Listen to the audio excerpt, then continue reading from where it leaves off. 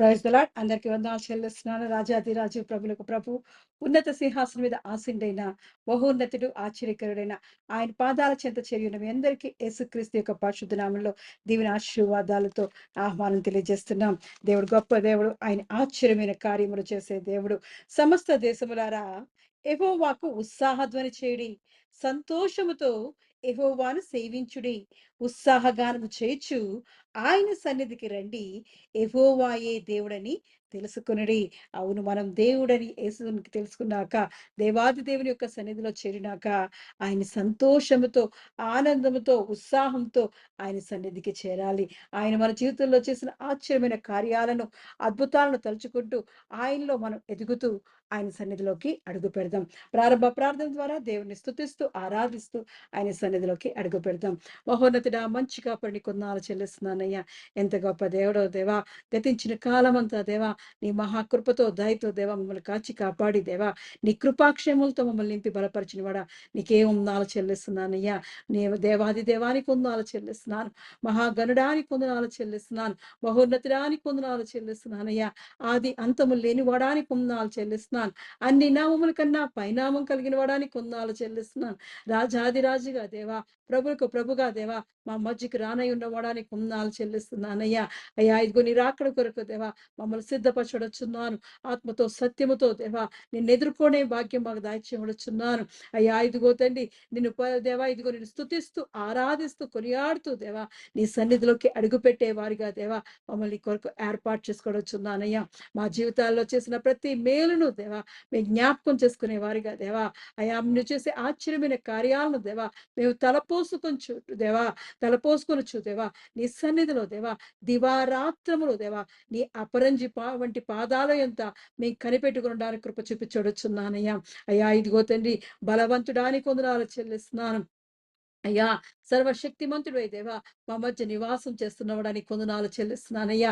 యుగ యుగములకు దేవా మారని దేవుడుగా దేవా మా మధ్య నివాసం చేస్తూ దేవా, అయ్యా ఇదిగో నీ కొరకు మమ్మల్ని ఏర్పాటు చేసుకున్న విధానంకే వందనాలు చెల్లిస్తున్నానయ్యా. అయ్యా, ఇదిగో చిన్న మందిగా దేవా నీ సన్నిధిలో మేము కూడి ఉంటుండగా దేవా నీ ఆత్మతో మమ్మల్ని నింపడొచ్చున్నాను. నీ పరిశుద్ధాత్మ అభిషేకం మా మీద కుమ్మరించొచ్చున్నానయ్యా. అయ్యా, ఇదిగో తండ్రి, మా మధ్య ఇదిగో తండ్రి నిత్య నివాసముగా మీరు ఉండబడొచ్చున్నానయ్యా.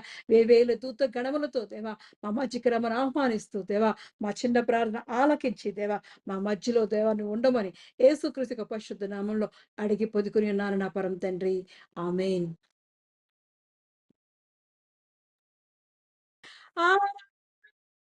స్తుతి ఆరాధన, ఆరాధన నీకే, ఆరాధన స్తుతి ఆరాధన, ఆరాధన నీకే, ఆరాధన నీకే, ఆరాధన నీకే, ఆరాధన నీకే, ఆరాధన నీకే, మహిమ ఘనతకు అర్హుడవు, నీవే నా దైవము. మహిమ ఘనతకు అర్హుడవు, నీవే నా దైవము. సృష్టికర్త, ముక్తిదాత, సృష్టికర్త, ముక్తిదాత, మస్తుతులకు పాత్రుడా, ఆరాధన నీకే, ఆరాధన నీకే, ఆరాధన నీకే, ఆరాధన నీకే, ఆరాధన స్తుతి ఆరాధన, ఆరాధన నీకే, ఆరాధన స్తుతి ఆరాధన, ఆరాధన నీకే, ఆరాధన స్తుతి ఆరాధన, ఆరాధన నీకే, ఆరాధన స్తుతి ఆరాధన, ఆరాధన నీకే, ఆరాధన నీకే, ఆరాధన నీకే, ఆరాధన నీకే, ఆరాధన నీకే, మహిమ ఘనతకు అర్హుడైన గొప్ప దేవానికి వందనాలు చెల్లిస్తున్నానయ్యా. రాజాది రాజానికి వందనాలు చెల్లిస్తున్నాను. ఉన్నవాడు అనువాడైన దేవాది దేవ నీకే వందనాలు చెల్లిస్తున్నానయ్యా. అయ్యా పరిశుద్ధాత్మడానికి వందనాలు చెల్లిస్తున్నాను. అయ్యా ఇదిగో నీ సన్నిధిలో మేము ఉన్నప్పుడు దేవా, ఇదిగో తండ్రి మమ్మల్ని ఎంతగానో ప్రేమించి దేవా, నీ రెక్కల నీళ్ళలో దేవా మాకు ఆశ్రయం కల్పిస్తున్నవాడా నీకు వందనాలు చెల్లిస్తున్నానయ్యా. మాకు ఆశ్రయ దుర్గముగా ఉన్నవాడా నీకు వందనాలు చెల్లిస్తున్నాను. మా కెరూబులు మా కోట ఉన్నవాడా నీకు వందనాలు చెల్లిస్తున్నాను. మా శైలమై ఉన్నవాడా నీకు వందనాలు చెల్లిస్తున్నానయ్యా. అవునయ్యా ఇదిగో తండ్రి ఆకాశం నుండి దేవా మన్నాను కురిపించి దేవా మమ్మల్ని తృప్తిపరుస్తున్నవాడా, ఇదిగో తండ్రి నీ జీవపు ఆహారంతో దేవా, నీ వాక్యం అనే ఆహారంతో దేవా మమ్మల్ని తృప్తిపరచడొచ్చున్నానయ్యా. నీ వెలుగులో నీ సత్యంలో దేవా మేము దేవా మేము దేవా కొనసాగడానికి దేవా నీ కృపతో మమ్మల్ని ఆవరించడొచ్చున్నానయ్యా. మహోన్నతుడానికి కుందాలు చెల్లిస్తున్నానయ్యా. మా మంచి కాపడే ఉన్నవాడానికి కుందాలు చెల్లిస్తున్నానయ్యా. యెహోవా రాఫాయి ఉండేవాడా, ఇదిగో తండ్రి మమ్మల్ని స్వస్థపరిచిన వాడా నీకే వందనాలు చెల్లిస్తున్నానయ్యా. అయ్యా అవునయ్యా మా రోగాలు మా దేవా దేవా అనారోగ్యాల నుండి దేవా దేవా ఇదిగో తండ్రి మాకున్న ఇబ్బందుల నుంచి దేవా అయ్యా మాకున్న కష్టాల నుంచి దేవా ఏసునామలో మాకు విడుదల దయచేసిన వాడా నీ కొందాలు చెల్లిస్తున్నానయ్యా. నీవు తప్ప మాకెవరున్నారయ్యా. మమ్మల్ని స్వస్థపరిచే గొప్ప దేవుడో దేవా, అన్ని విషయాల నుండి దేవా మాకు విడుదల దయచేసిన వాడా నీ కొందాలు చెల్లిస్తున్నానయ్యా. నీ పరిశుద్ధ నామాన్ని దేవా మేము కొనియాడడానికి దేవా అయ్యా ఇదిగో మమ్మల్ని పేరు పెట్టి పిలుచుకున్నవాడా నీ కొందాలు చెల్లిస్తున్నాను. ఏర్పరచే గుప్పులో మమ్మల్ని ఉంచుకున్నవాడా నీ కొందాలు చెల్లిస్తున్నానయ్యా. అయ్యా ఇదిగో నీ ప్రజలుగా దేవా, నీ సొత్తుగా దేవా, నీ పరిశుద్ధమైన విలువైన రక్తాన్నిచ్చి దేవా నీ సొత్తుగా మమ్మల్ని చేసుకున్నవాడానికి కొందాలు చెల్లిస్తున్నానయ్యా. విలువేలేని మా జీవితాలకు దేవా విలువ తెచ్చిన గొప్ప దేవుడానికి కొందనాలు చెల్లిస్తున్నానయ్యా. ఎన్నిక లేని మమ్మల్ని దేవా నీ నిత్య రాజ్యంలోకి దేవా నీ నిత్య నివాసంలోకి దేవా మాకు ఇదిగో తండ్రి దేవా అడుగు పెట్టడానికి నీ మహాకృపను చూపించిన వాడా నీకే ఉందాలు చెల్లిస్తున్నానయ్యా. అయ్యా ఇదిగో నీకే మహిమా ఘనత చెల్లిస్తున్నామయ్యా. నీకే కృతజ్ఞతాస్తులు చెల్లిస్తున్నామయ్యా. అయ్యా ఇదిగో మేము జీవిస్తున్నామంటే ఈ జీవితం కేవలం నీ కృపయ్యా. అయ్యా ఇదిగో మా జీవిత కాలం అంతా దేవా, మా ఊపిరినంత కాలము దేవా నిన్ను మహిమపరిచి గనపరిచి దేవా నిన్ను కొనియాడేవారుగా దేవా నన్ను మమ్మల్ని అందరినీ నీ కొరకు ఏర్పాటు చేసుకోమని యేసుక్రీస్తు పరిశుద్ధ నామములో అడిగి పొందుకుని ఉన్నాను నా పరమ తండ్రి. ఆమేన్. దేవుడు గొప్ప దేవుడు. ఆయన ఆశ్చర్యమైన కార్యములు చేసే దేవాది దేవుడు. ఈ సాయంకాల సమయంలో దేవుడు ఏర్పాటు చేసిన పరిశుద్ధ గ్రంథం నుంచి వాక్య భాగము యోహాను సువార్త 14వ అధ్యాయము 23వ వచనం. యోహాను సువార్త 14వ అధ్యాయము 23వ వచనాన్ని మనం చదువుకుందాం. యేసు ఒకడు నన్ను ప్రేమించిన ఎడల వాడు నా మాట గైకొనును, అప్పుడు నా తండ్రి వానిని ప్రేమించును, మేము వాని యొద్దకు వచ్చి వాని యొద్ద నివాసము చేతుము. యేసు ఒకడు నన్ను ప్రేమించిన ఎడల వాడు నా మాట గైకొనును, అప్పుడు నా తండ్రి వానిని ప్రేమించును, మేము వాని యొద్దకు వచ్చి నివాసము చేతుము అంటున్నాడు. దేవుడు పరిశుద్ధుడు గొప్ప దేవుడు. ఆయన మనకిస్తున్న వాగ్దానం పట్టుకొని ఈరోజు మనం ప్రార్థన చేద్దాం. ఆయన మనతో నివాసం చేస్తాడంట. ఆ వాగ్దానం చేత పట్టుకొని దేవుని సన్నిధిలో అడుగుదాం. దేవాది దేవానికి వందనాలు చెల్లిస్తున్నానయ్యా. ఎంత గొప్ప దేవుడో దేవా, మహోన్నతుడివై దేవా, సమీపించడానికి తేజస్సులో నివసించే గొప్ప దేవుడా, ఇదిగో తండ్రి నిన్ను ప్రేమించినప్పుడు దేవా, నీ మాట విన్నప్పుడు దేవా మాతో నివాసం చేస్తానంటున్నావయ్యా. అవునయ్యా మా జీవితాల్లో, మా కుటుంబాల్లో, మా గృహాల్లో దేవా నువ్వు నివాసం చేయాలంటే మేము ఎలా ఉండాలో మాకు నేర్పించడొచ్చున్నానయ్యా. అయ్యా ఇదిగో నీ వాక్యము ద్వారా దేవా మమ్మల్ని ఇదిగో తండ్రి నీకు ఇష్టమైన యోగ్యమైన దేవా నివాసంగా మమ్మల్ని ఏర్పాటు చేసుకోబడొచ్చున్నానయ్యా. నీ కృప మా మీద ఉంచబడొచ్చున్నాను. నీ కృపతో మమ్మల్ని ఆదుకోబడొచ్చున్నానయ్యా. ఎంత మంచి దేవుడో దేవా, ఇంతవరకు మా స్తుతి ఆరాధనంతట్లో ఉన్నవాడా నీకు వందనాలు చెల్లిస్తున్నాను. అయ్యా ఇదిగో నీ ముఖ దర్శనం వాక్య దర్శనం చేస్తుండగా దేవా అయ్యా నువ్వు మాతో మాట్లాడబడుచున్నాను. మాకు కావాల్సిన ఆత్మీయ ఆహారంతో నింపి మమ్మల్ని బలపరచడుచున్నాను. చేరి వచ్చిన ప్రతి బిడ్డను దేవా నీ ఆత్మతో నింపబడుచున్నాను. ఎక్కడైతే నీ స్వరం వినబడుతుందో దేవా అక్కడ నీ ఆత్మ కార్యం జరిగించబడుచున్నాను. నీ పరిశుద్ధ కార్యాలు జరిగించబడుచున్నాను. వారితో నేను నివాసం చేయబడుచున్నానయ్యా. అయ్యా ఇదిగో తండ్రి దేవా విత్తువాడు నువ్వేనందుకు వందనాలు చెల్లిస్తున్నానయ్యా. అయ్యా ఇదిగో తండ్రి దేవాది దేవా ఇదిగో నీ సన్నిధిలో దేవా నేను నిలబడుతుండగా దేవా నీ మాటగా దేవా అయ్యా నా మాటలు మనకు మార్చమడుచున్నానయ్యా. నీ మాటలు దాయిచ్యమడుచున్నాను. నీ జీవపు దయచేయబడుచున్నా, నీ జీవ స్వరాన్ని దయచేయబడుచున్నానయ్యా. ఎంత గొప్ప దేవుడో దేవా! నీ కొరకు దేవా, ఇదిగో తండ్రి దేవా, ఎన్నిక లేని నన్ను ఎంచుకున్నవాడని కొందాలు చెల్లిస్తున్నానయ్యా. అయ్యా, నీకు ఇష్టమైన బలమైన పాత్రగా, ఘనమైన పాత్రగా దేవా, నీ సన్నిధిలో వాడబడ్డానికి దేవా, నీ పరిశుద్ధ ఆత్మ అభిషేకంతో నన్ను నింపి దేవా, నీ సిలువ చాటును భద్రపరిచి దేవా, నువ్వు మాట్లాడమని, ఇదిగో తండ్రి బలిపీఠం చేతి ఎదుగు చేయని ప్రతి బిడ్డను జ్ఞాపకం చేసుకోమని యేసుక్రీస్తు పరిశుద్ధ నామములో అడిగి పొందుకుని ఉన్నాను నా పరమ తండ్రి. ఆమేన్. Praise the Lord. అందరికీ వందనాలు చెల్లిస్తున్నాను. దేవుడు గొప్ప దేవుడు. ఆయన ఆశ్చర్యమైన కార్యములు చేసే దేవుడు. మన దేవుడు. ఆయన మనకి రోజు ఇస్తున్న వాగ్దానము యోహాను సువార్త 14వ అధ్యాయం 23వ వచనంలో అంటున్నాడు, యేసు, ఒకడు నన్ను ప్రేమించిన ఎడల వాడు నా మాట గైకొనును. అప్పుడు నా తండ్రి వానిని ప్రేమించును. మేము వాని యొద్దకు వచ్చి వాని యొద్ద నివాసం చేతుము అంటున్నాడు. దేవుడు ఎంత గొప్ప దేవుడండి. ఆయన ప్రేమామయుడండి. ఆయన దయామయుడు. ఆయన కరుణ గల దేవాది దేవుడు. ఆయన కరుణా వాత్సల్యం గలవాడు. ఆయన దీర్ఘ శాంతుడండి. సర్వశక్తిమంతుడైన దేవుడు. సమీపించరాని తేజస్సులో ఆయన నివాసం చేస్తున్నవాడు. పరిశుద్ధుడు పరిశుద్ధుడని ఆ పరలోకంలో దేవదూతుల యొద్ద ఆయన స్తుతియాగం మధ్య నివాసం చేస్తున్నవాడు. ఈరోజు మనకిస్తున్న వాగ్దానం ఏంటంటే, ఎవరైతే దేవుని ప్రేమిస్తున్నారో, అంటే ప్రేమిస్తున్నారు అంటే ఆయన మాటను ఆలకిస్తున్నారో, ఆయన మాటను గైకొంటున్నారో, వారి దగ్గరకు వచ్చి ఆయన నివాసం చేస్తా అంటున్నాడు. ఎంత గొప్ప దేవుడండి. ఆయన మనతో వచ్చి నివాసం చేస్తానంటున్నాడట. ఎంత గొప్ప దేవుడండి. మనం ఏ పాటి వారం, ఎందుకు పనికిరాని వారం అయినా సరే దేవుడు మనల్ని జ్ఞాపకం చేసుకుంటున్నాడు. మనతో నివాసం చేస్తానంటున్నాడు. ఎంత ధన్యత ఇస్తున్నాడండి. ఆయన మన మధ్యలో నివాసం చేస్తున్నాడండి. మరి జెకర్యా గ్రంథాన్ని చూసినప్పుడు, జెకర్యా గ్రంథం 2వ అధ్యాయం 10వ వచనం చూసినప్పుడు, సియోను నివాసులారా, నేను వచ్చి మీ మధ్యను నివాసము చేతును, సంతోషముగా ఉండి పాటలు పాడుడి. ఇదే యెహోవా వాక్కు. దేవుడు చెప్తున్నాడండి. ఇదే యెహోవా వాక్కు. ఏం వాక్కండి? ఏం చెప్తున్నాడు? సియోను నివాసులారా. ఎవరండి సియోను నివాసులం? మనమే. మనమే. అక్కడ మన పేరు పెట్టుకోండి. మన ఇంటి పేరు పెట్టుకోండి. మన పేరు పెట్టుకోండి.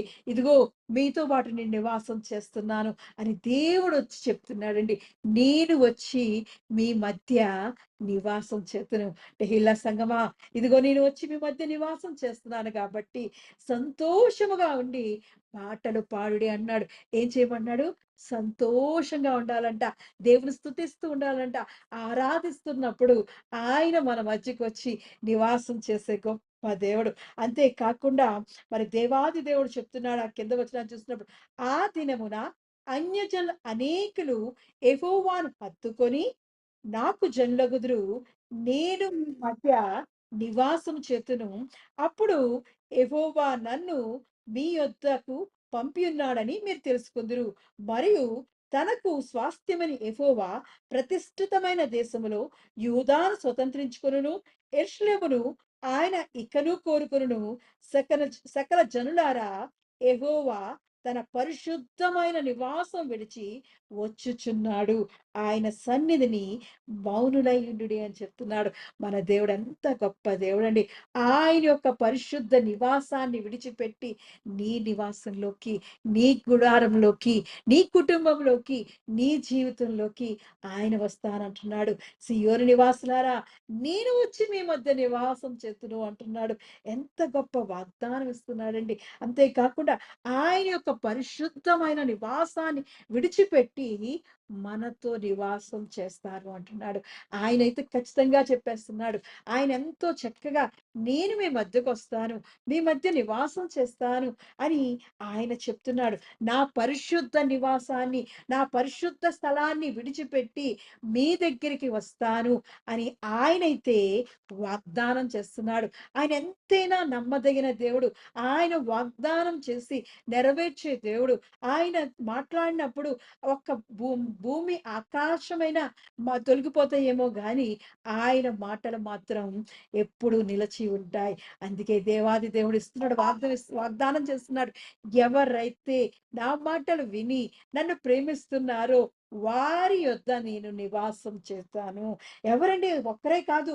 తండ్రి, కుమార, పరిశుద్ధాత్మ దేవుడైన త్రియేక దేవుడు మన మధ్య నివాసం చేస్తాను. మీ మధ్యకొస్తాను. ఇదిగో నా పరిశుద్ధ స్థలాన్ని, ఆ పరమందు ఉన్న ఆకాశాన్ని, ఆ సింహాసనాన్ని విడిచిపెట్టి మీ మధ్యకు వస్తాను అని దేవుడు మనకు వాగ్దానం చేస్తున్నాడు. ఎప్పుడు? ఆయన యొక్క పరిశుద్ధమైన మాటలు మనం గైకొన్నప్పుడు, ఆయనను మనం ప్రేమించినప్పుడు, ఆయనతో మనం జీవిస్తున్నప్పుడు ఆయన మనతో నివాసం చేస్తా అంటున్నాడు. మరి ఆయనైతే వాగ్దానం చేసేసాడు. నేను మీ మధ్యకొచ్చి నేను నివాసం చేస్తాను అంటున్నాడు. ఆయన ఎంతో ఆయనకిష్టమైన ఆహ్, పరిశుద్ధ స్థలాన్ని విడిచిపెట్టి మన మధ్యకి వస్తాను అంటున్నాడు మరి దేవాది దేవుడు. మరి అటువంటి దేవుడికి మనం ఏం చేస్తున్నాం? మనల్ని ఒక్కటే అడుగుతున్నాడు దేవాది దేవుడు. మరి మనం ఏం చేయాలంటే ఆయన మన దగ్గరకొచ్చి నివాసం చెయ్యాలి అంటే ఆయన మనల్ని అడుగుతున్నది, మనకు చెప్పుతున్నది ఒక్కటే. ఏమి లేదు. ఒకడు నన్ను ప్రేమించిన ఎడల వాడు నా మాట గైకొనును. ఒక్కటే. దేవుడు మనకి ఆయనైతే పరిశుద్ధ స్థలాన్ని విడిచిపెట్టి, మీ మధ్యకి నేనొచ్చి నివాసం చేస్తాను. మీతో జీవిస్తాను.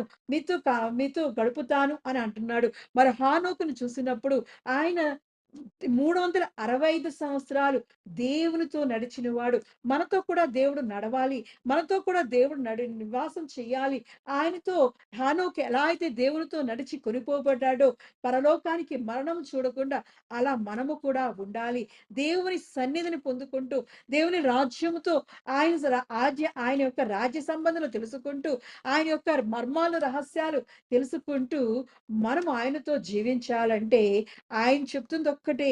ఎవరైతే నన్ను ప్రేమిస్తున్నారు అంటున్నారో, అయ్యా ఇదిగో నన్ను ప్రేమిస్తున్నావు అంటున్నావు కదా! మరైతే నా మాట నువ్వు గైకొను అంటున్నాడు.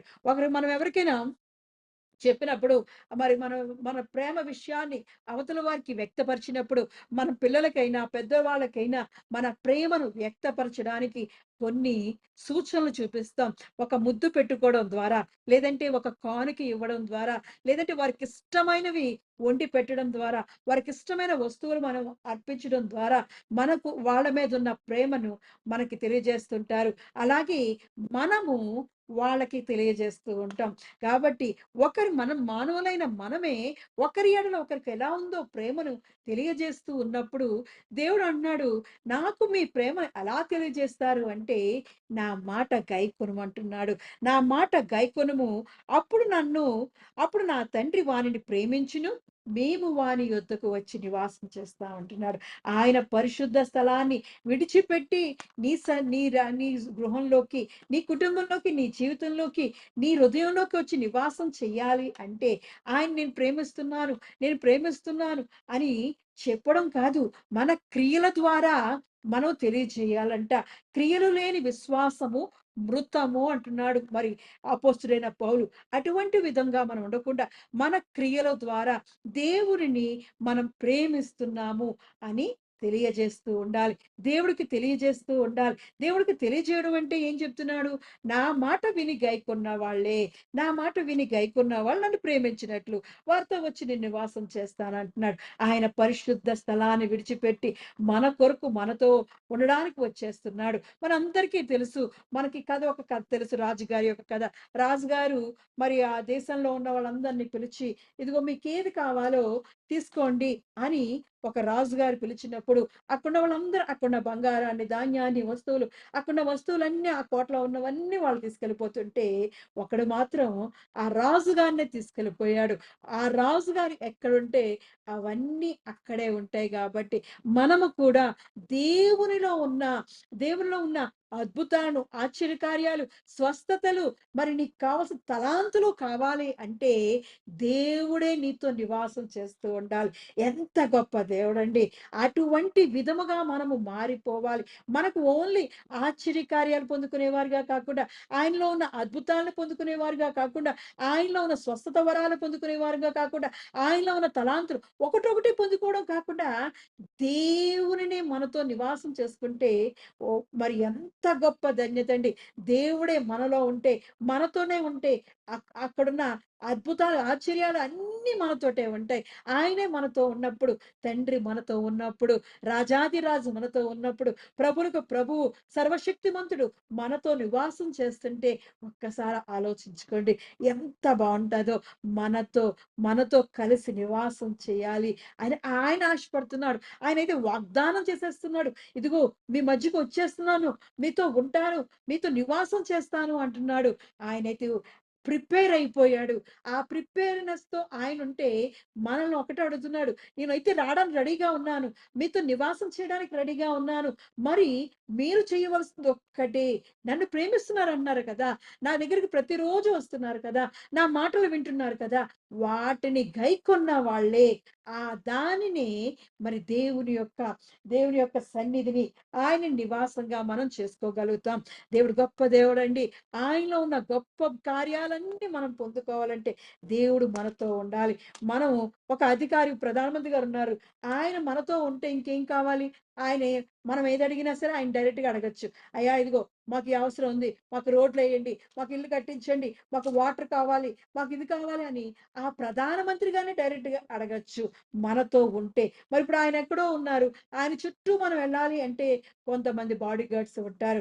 ఆయన్ని సమీపించాలంటే, ఆ ప్రధానమంత్రి గారిని సమీపించాలంటే ఎంతో దూరాన ఎక్కడో ఢిల్లీలో ఉంటాడు. ఆయన దగ్గరికి మనం వెళ్ళాలంటే కొంత ప్రయాణం చేయాలి. ఆ ప్రయాణం చేసి ఆయన దగ్గరికి డైరెక్ట్‌గా వెళ్ళాలంటే ఎన్నో మంత్రుల్ని, అడ్డంకులు అన్నీ దాటుకొని వెళ్ళాలి.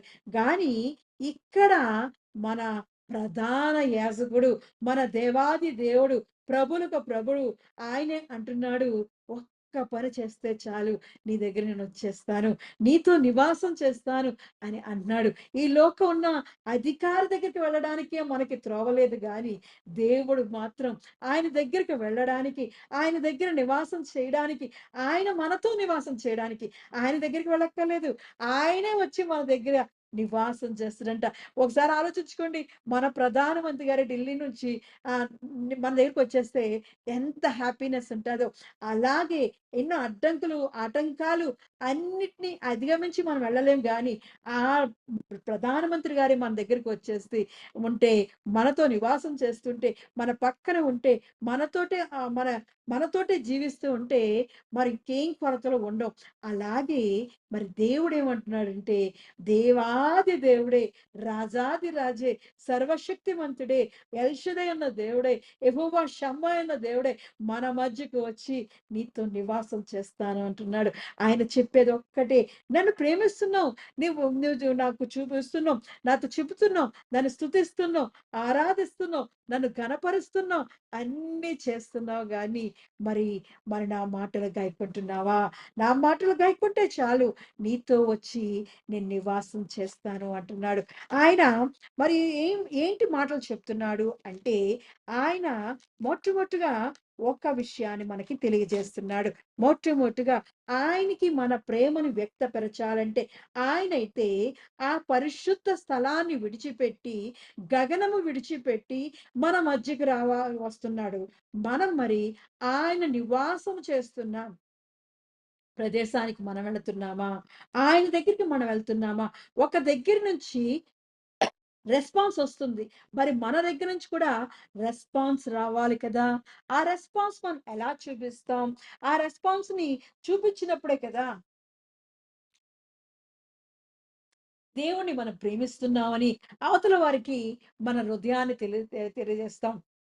ఇప్పుడు ఏ విషయంలో మనం ఆ దేవునికి తెలియజేస్తామంటే, మనకి కష్టం వచ్చినా, బాధ వచ్చినా, కన్నీరు వచ్చినా, సంతోషం వచ్చినా, ఆనందం వచ్చినా, ఆయన సన్నిధికి పరిగెట్టుకొని వెళ్ళిపోతాం. ఆయన సన్నిధి ఎక్కడ ఉంది?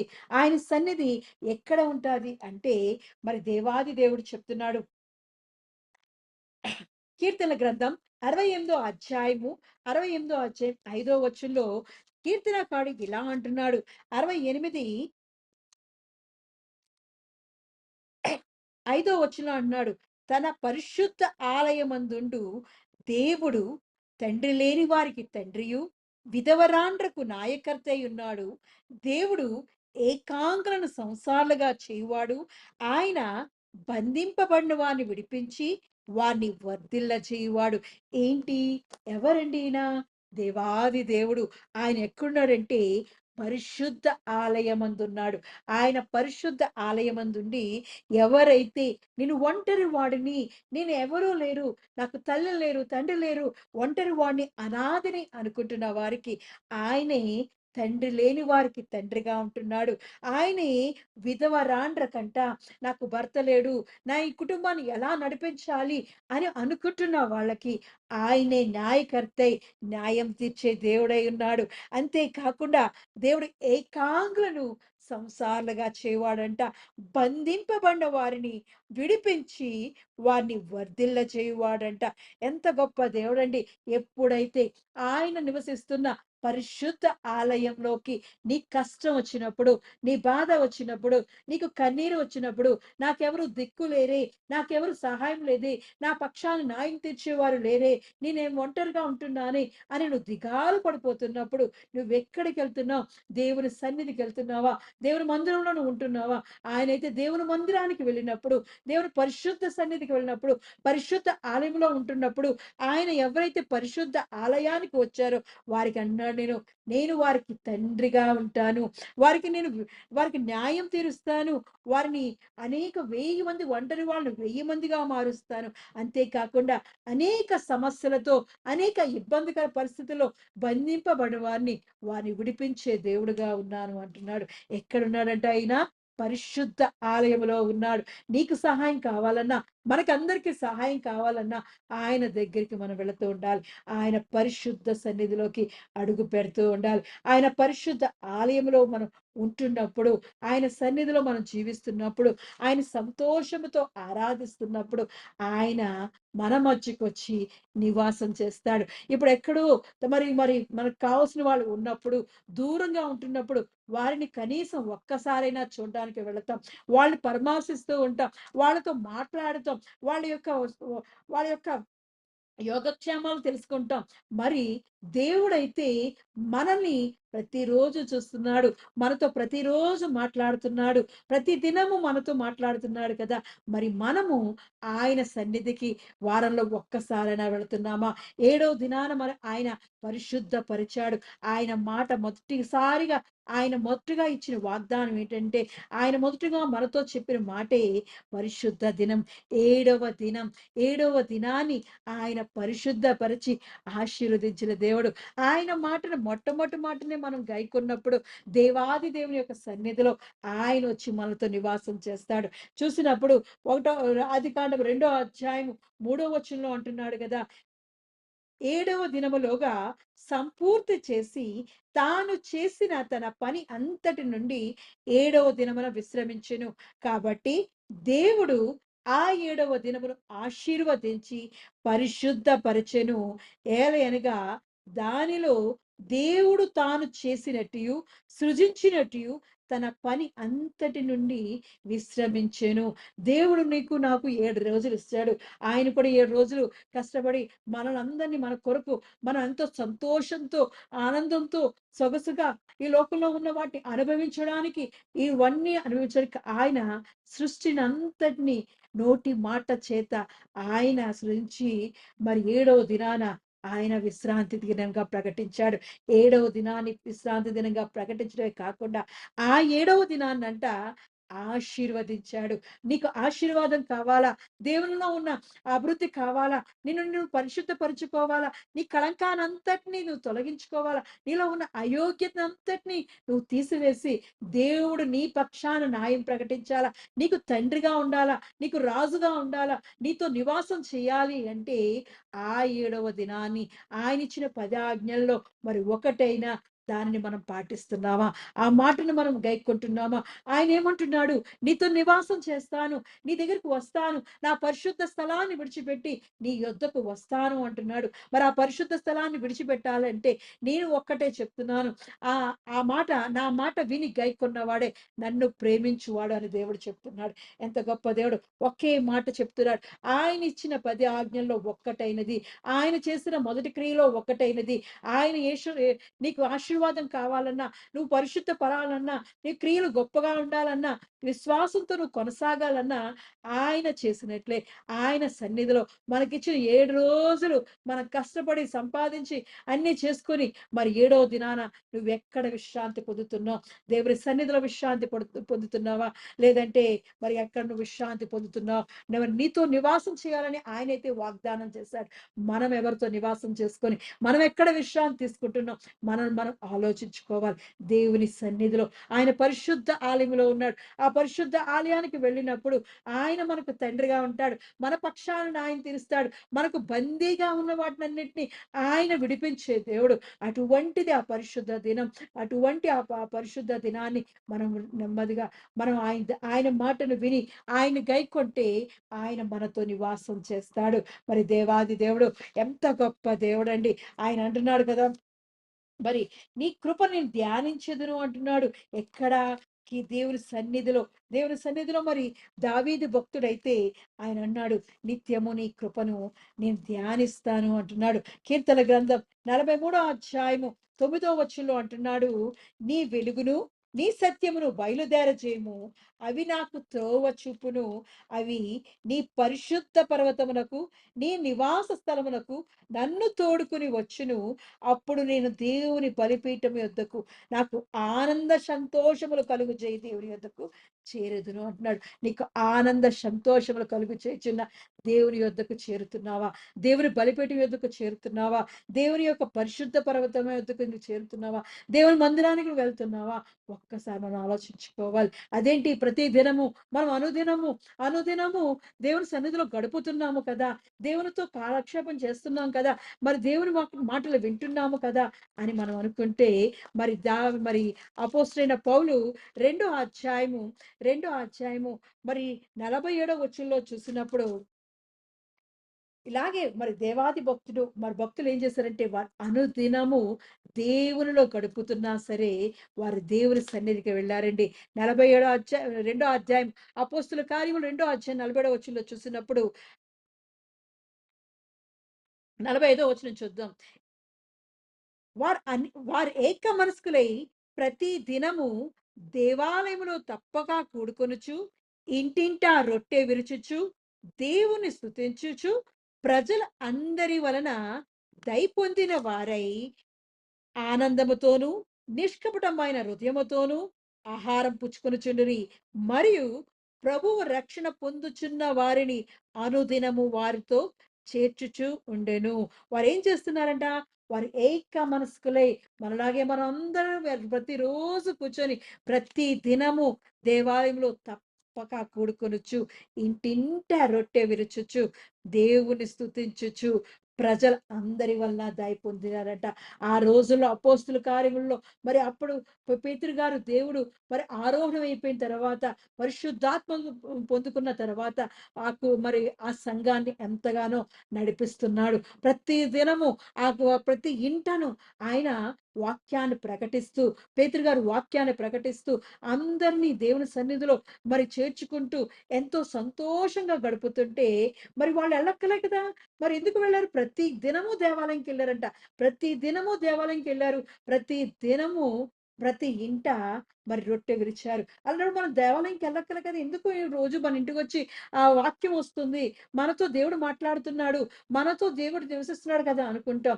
కానీ దేవుని దేవాలయంకి వెళ్ళినప్పుడు దేవుడు నీకు తండ్రిగా ఉంటాడు. నీకు నీ పక్షాన న్యాయం తీరుస్తాడు. నువ్వేదైతే ఎదురు చూస్తున్నావో, బంధకాల్లో బంధింపడి ఉన్నావో, అవి ఆర్థిక ఇబ్బందులైనా, మరి శరీర రోగాలైనా, అవి ఎటువంటి పరిస్థితులైనా సరే నీకు విడుదల కావాలి అంటే ఆయన సన్నిధికి నువ్వు వెళ్ళాలి. అదే దేవుని ప్రేమించడం. నువ్వెప్పుడైతే ఆయన దగ్గరికి వెళతావో ఆయన నీ తట్టు తిరుగుతాడు. మలాకి గ్రంథంలో అంటున్నాడు కదా! నువ్వెప్పుడైతే నా తట్టు తిరిగిన యెడల నేను నీ వైపు తిరుగుతాను అంటున్నాడు. అటువంటి దేవుడండి మన దేవుడు. నువ్వేంటి వెళ్ళకుండా నేను ఇంటి దగ్గర రోజు కూర్చొని ప్రార్థన చేసుకుంటున్నాను, స్తుతిస్తున్నాను, ఆరాధిస్తున్నాను అనుకుంటే అది సరిపోదు. మరి చూసినప్పుడు వారు ప్రతిరోజు ప్రతి దినము దేవాలయం వెళ్ళారంట.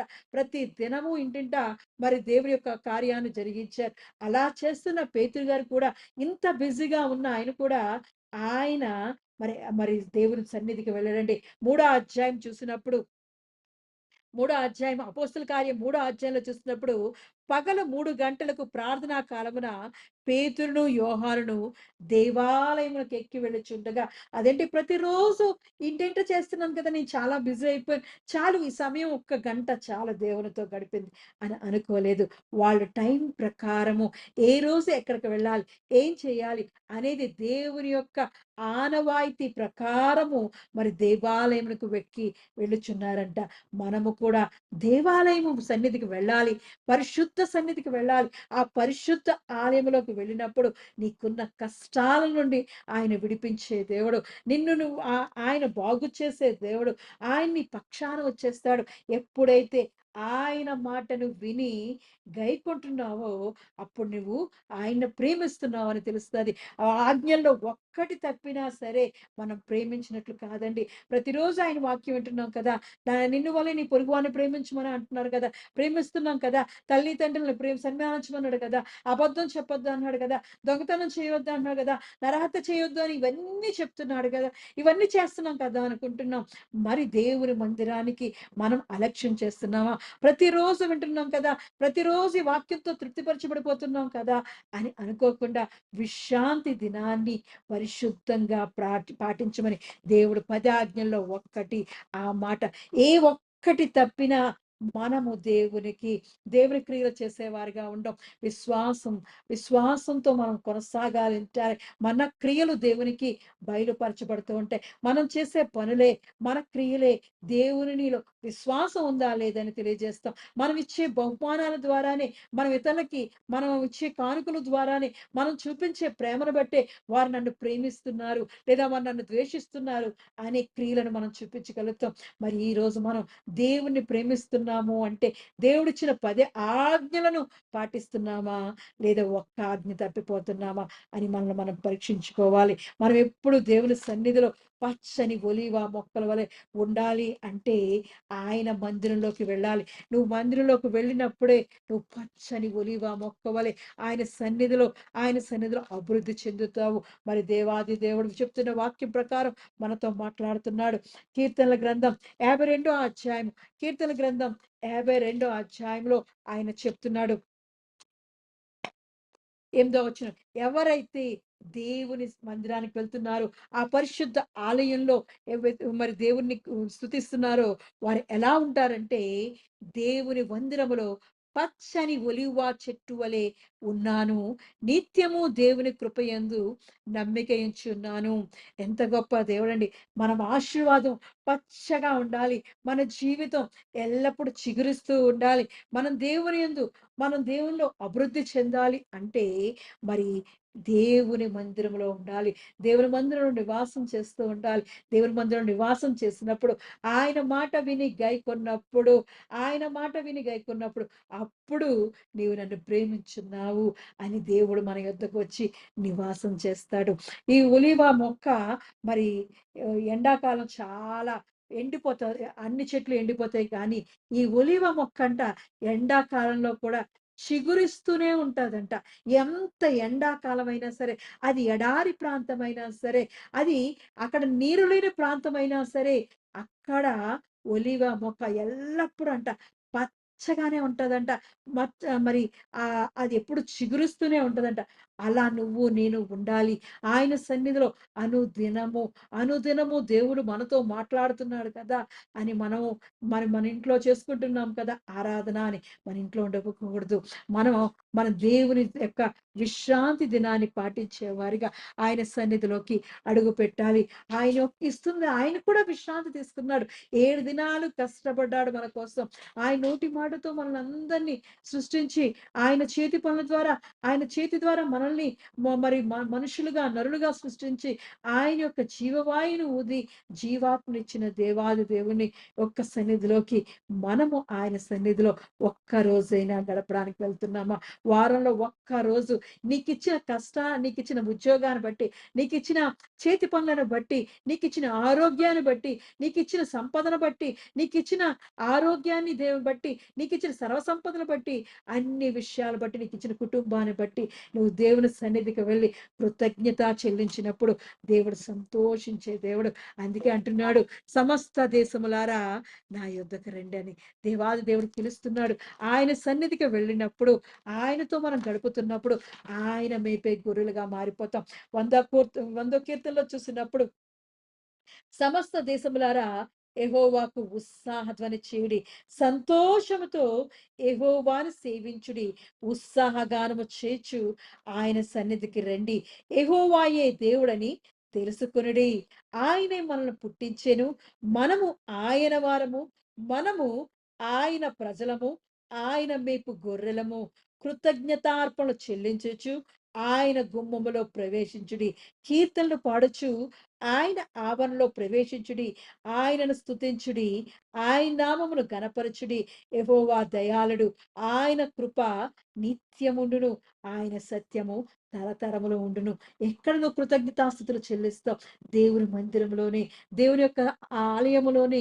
ఆయన ఆలయములోకి వెళ్ళినప్పుడు మనం కృతజ్ఞతాస్తుతులు చెల్లించేవారుగా ఉంటాం. మన జీవితంలో చేసిన కార్యాలు తలుచుకుంటూ ఆయనకి కృతజ్ఞతాస్తుతులు చెల్లిస్తూ, ఆయన కొనియాడుతూ గణపరుస్తూ, ఆయన ఉత్సాహంతో నీవే ఈ కార్యములన్నీ చేసినవాడవు, నీవు తప్ప నాకెవరున్నారని దేవుణ్ణి కొనియాడడానికి, నువ్వు మాట్లాడడానికి దేవుడికిస్తున్న ప్రదేశమే దేవుని మందిరం. ఆ స్థలం పరిశుద్ధ మందిరం. ఆ పరిశుద్ధ స్థలంలోకి నువ్వు వెళ్ళినప్పుడు నీలో ఉన్న అయోగ్యతని, ఆటంకాలని, ఆ కళంకాలని, నీకున్న బంధకాల నుండి ఆయన విడిపించి, ఆయన పరిశుద్ధపరిచి నిన్ను ఆశీర్వదిస్తాడు. ఆశీర్వాదం కావాలా? ఆ రాజుగారు నీతో ఉండాలని ఆశపడుతున్నావా? నీతో నివాసం చేయాలని ఆశపడుతున్నావా? పరిశుద్ధుడైన దేవుడు నీతో నివాసం చేయాలని ఆశపడుతున్నప్పుడు నువ్వు ఆయన చెంతకు పరుగుడు వెళ్ళు. ఆయన చెంతకు వెళ్ళినప్పుడు ఆయన నీ దగ్గరికి వస్తాడు. మన వైపు ఒక పక్కే మనం చూపిస్తూ ఉంటే, రెండో పక్క ఆయనకు మనకున్న ప్రేమని చూపించలేకపోతే మనం ఆయన వచ్చి మనతో నివాసం చేయలేడు. కాబట్టి మనతో నివాసం చేయాలి అంటే మనము కూడా ఆయన చెంతకు వెళుతూ ఉండాలి. ఆయన దగ్గరకు వెళుతూ ఉండాలి. మనము ఆయన సన్నిధిలో కృతజ్ఞతాస్తుతులు చెల్లిస్తూ, ఉత్సాహ ధ్వనితో, సంతోషముతో ఆయన దగ్గరికి వెళ్ళినప్పుడు ఆయన మేపడి గొర్రెలుగా, ఆయనే మనకు కాపరిగా ఉంటాడు. యెహోవా నా కాపరి, నాకు లేమి కలగదు అంటాం. అప్పుడు మనం కూడా సంతోషంతో ఈ వాగ్దానాన్ని చేత పట్టుకొని, దేవుడే నాకు కాపరిగా ఉన్నప్పుడు, దేవుడే నాకు రాజుగా నాతో ఉన్నప్పుడు, దేవుడే నాతో నివాసం చేస్తున్నప్పుడు నాకెందుకు భయము? నేనెందుకు భయపడవలను?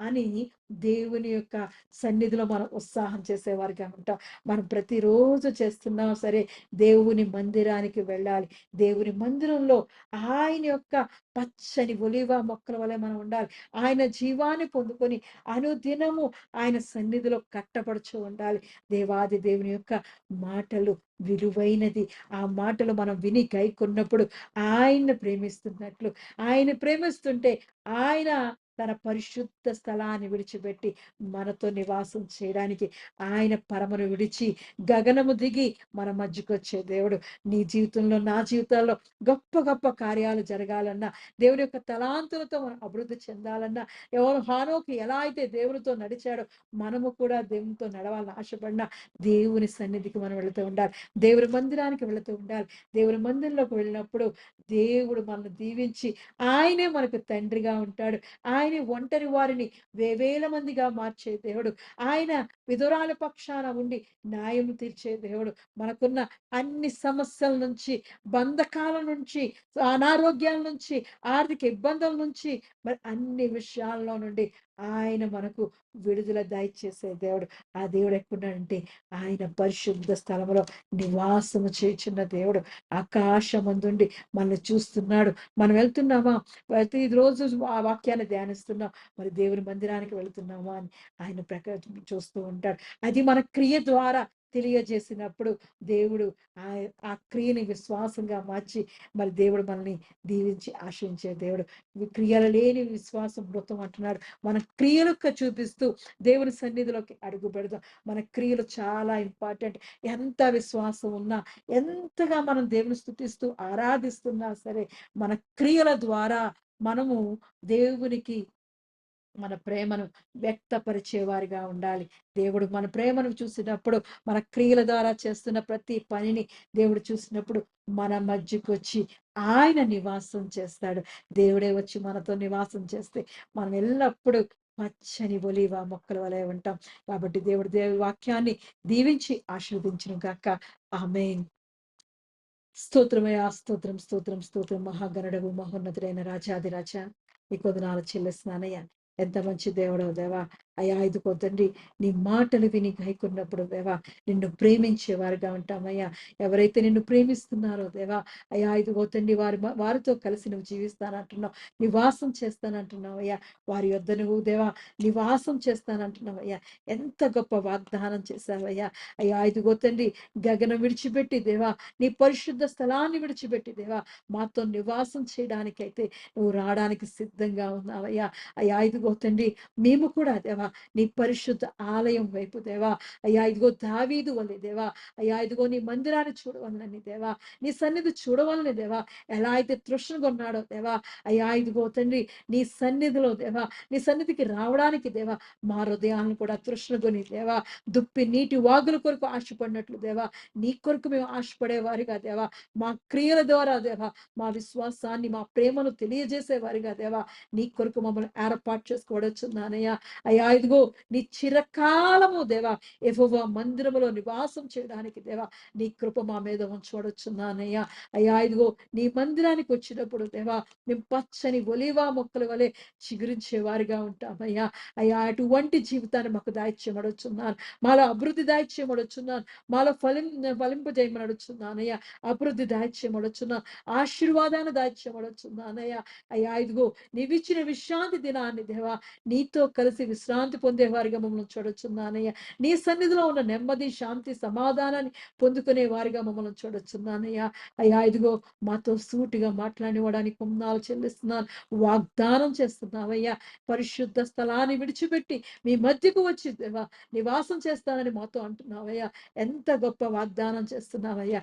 అవునయ్యా, మా కొరకే దేవా సమీపించడానికి తేజస్సును విడిచిపెట్టి దేవా, అయ్యా ఇదిగో మమ్మల్ని ఎంతగానో ప్రేమించి దేవా, దేవా మాతో ఉండడానికి దేవా, నీ ప్రజలుగా, నీ సొత్తుగా దేవా, అయ్యా ఇగో నీ మేపుడు గొర్రెలుగా దేవా, మాతో నివాసం చేసుకుంటూ మాకు కాపరిగా ఉండాలని నువ్వు ఆశపడుతుంటే దేవా, అయ్యా ఇదిగో తండ్రి, మేము కూడా దేవా నీ సన్నిధిలో దేవా అనుదినము ధ్యానిస్తున్నా సరే దేవా, అయ్యా ఇదిగో నీ పరిశుద్ధ సన్నిధిలో ఉన్న, నీ పరిశుద్ధ మందిరంలో ఉన్న దేవా, అయ్యా నీ కృపను వెలుగును దేవా, నీ సత్యమును గైకునే వారిగా దేవా, అనుదినము ప్రతి దినము దేవా అపోస్తుల వలె దేవా, అయ్యా ఇదిగో ఇంటింటా రొట్టె విరిచేవారుగా, ప్రతి దినము దేవాలయంలో గడిపేవారుగా దేవా, మమ్మల్ని నీ కొరకు ఏర్పాటు చేసుకోబడుచున్నానయ్యా. అయ్యా ఇగో నీ మందిర గడప యొద్ద దేవా, మాకు ఇదిగో తండ్రి నెమ్మది శాంతి కలుగుతాదయ్యా. అయ్యా ఇదిగో తండ్రి, దేవాది దేవా, ఇదిగో నీ సన్నిధిలో ఉన్న దేవా, నీ మందిరంలో ఉన్న దేవా, అయ్యా నెమ్మది శాంతి సమాధానము సంపూర్ణ ఆరోగ్యాన్ని దేవా, మాకున్న బంధకాల నుంచి విడుదల దాయిచ్యమడుచున్నాను. అయ్యా ఇదిగో నీ మందిరానికి వచ్చినప్పుడు, నీ పరిశుద్ధ స్థలానికి వచ్చినప్పుడు దేవా, మాకు తండ్రిగా ఉండే గొప్ప దేవుడవయ్యా. అయ్యా మా పక్షాన నువ్వు ఉండి న్యాయం తీర్చే దేవుడవయ్యా. అయ్యా ఇదిగో తండ్రి, ఒంటరి వారిని దేవా సంసారులుగా చేసే గొప్ప దేవుడవు దేవా. అయ్యా ఇదిగో తండ్రి, దేవాది దేవా నీ రెక్కల నీడలో దేవా మేము ఆశ్రయం పొందేవారుగా, నీ మహోన్నతిని చాటునే దేవా మాకు నివాస స్థలముగా చేసుకోబడుచున్నానయ్యా. అద్భుత దేవుడా, ఇదిగో మాకున్న ప్రతి బంధకాల నుండి దేవా విడుదల ఎక్కడైతే దేవా నీ మందిరంలోనే మాకు కలుగుతాదయ్యా. అవునయ్యా, నీ మందిరాన్ని మేము దర్శించేవారుగా, నీ మందిరంలో దేవా కృతజ్ఞతాస్తులు చెల్లిస్తూ ఉత్సాహత్వంతో సంతోషంతో దేవా మా క్రియలను తెలియజేసేవారుగా, మా ప్రేమను వ్యక్తపరిచేవారుగా దేవా, మమ్మల్ని, మా కుటుంబాన్ని, మా సంఘాన్ని దేవా పిలిచిన ప్రతి ఒక్కరిని మార్చమని, నీ మందిరములో పచ్చని ఒలీవ మొక్కల వలె ప్రతి ఒక్కరిని ఏసునామంలో మార్చును గాక. ఇచ్చిన ప్రార్థన ఏసునామంలో అడిగి పొంది ఉన్నాను నా పరమ తండ్రి. ఆమేన్. ఆమేన్. ప్రభువు నేర్పిన ప్రార్థన. పరలోకమందున్న మా తండ్రి, నీ నామము పరిశుద్ధపరచబడును గాక, నీ రాజ్యం వచ్చును గాక, నీ చిత్తము పరలోకమందు నెరవేరునట్లు భూమి యందు నెరవేరును గాక. మాకు కావలసిన ఆహారం మాకు దయచేయము. మా రుణస్థులను మేము క్షమించిన ప్రకారము మా రుణములను క్షమించుము. మమ్మల్ని శోధనలోకి తేక కీడు నుండి తప్పించుము. ఎందుకనగా రాజ్యము, బలము, మహిమ నిరంతరం నీవే ఉన్నావు తండ్రి. ఆమేన్. ఇప్పుడు మన పరమ తండ్రి అయిన దేవుని ప్రేమయు, కుమారుడైన యేసుక్రీస్తు కృపయు, పరిశుద్ధాత్మ యొక్క నిత్య అన్యోన్య సహవాసము సదాకాలము మనకు, ప్రార్థన చేయబడిన అంశములకు, ఈ ఆరాధనలో పాల్గొన్న ప్రతి కుటుంబమునకు, తెహిలా సంఘమునకు, నూతన సంవత్సరపు వాగ్దానములకు, విత్తబడినటువంటి వాక్యమునకు, భారతదేశం యొక్క క్షేమమునకు, యెరూషలేము యొక్క క్షేమమునకు, సుధాకర్ యొక్క ఆరోగ్యమునకు, రేవతి యొక్క తిరుగు ప్రయాణమునకు, లావణ్య యొక్క డెలివరీకి సదాకాలము తోడేయుండును గాక. ఆమేన్. ఆశీర్వాదములు తీసుకుందాం. యెహోవా నిన్ను ఆశీర్వదించి నిన్ను కాపాడును గాక. యెహోవా నీకు తన సన్నిధిని ప్రకాశింపజేసి నిన్ను కరుణించును గాక. యెహోవా నీ మీద తన సన్నిధి కాంతి ఉదయింపజేసి నీకు సమాధానము కలుగజేయును గాక. ఆమేన్. ఆమేన్. ఆమేన్. Praise the